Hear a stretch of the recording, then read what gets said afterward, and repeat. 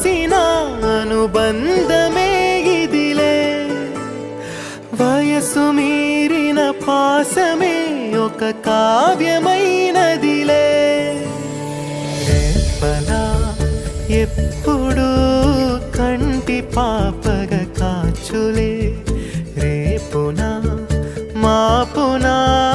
చంటి పాపగ చూచులే